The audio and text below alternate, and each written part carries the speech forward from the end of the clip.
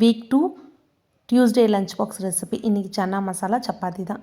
Over night ஊற வச்ச சன்னாவை குக்கரில் சேர்த்துட்டு உப்பு, மஞ்சத்தூள், பட்டை, பிரிஞ்சி இலை சேர்த்து வேக வச்சு எடுத்துக்கோங்க. சன்னா ஒரு 8 விசில் விடுங்க. அப்போ தான் மதியானம் சாப்பிட்றதுக்கு அந்தளவுக்கு சாஃப்டாக இருக்கும். இப்போ மிக்ஸி ஜாரில் 10 சின்ன வெங்காயம், 2 தக்காளி, தேவையான மசாலா பவுடர், ஒரு கைப்பிடி அளவு பொட்டுக்கடலை, பச்சை மிளகாய் எல்லாத்தையும் அரைச்சி எடுத்துக்கலாம். இப்போ அதே குக்கரை அடுப்பில் வச்சுட்டு கொஞ்சமாக எண்ணெய் சேர்த்துட்டு பிரிஞ்சி இலை, சோம்பு, ஜீரகம் தாளிச்சிட்டு அடுத்தது பெரிய வெங்காயம், அரைச்சி வச்சுருக்கிற விழுது எல்லாத்தையும் சேர்த்து நல்லா கலந்து விடுங்க.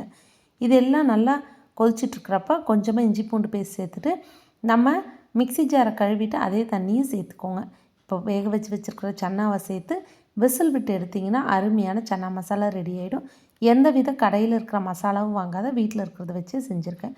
தேவையான அளவு கொத்தமல்லி தழை தூவிட்டு லஞ்சை சப்பாத்தியோடு பேக் பண்ணிடுங்க. உங்கள் வீட்டில் என்ன லஞ்சு சொல்லிடுங்க.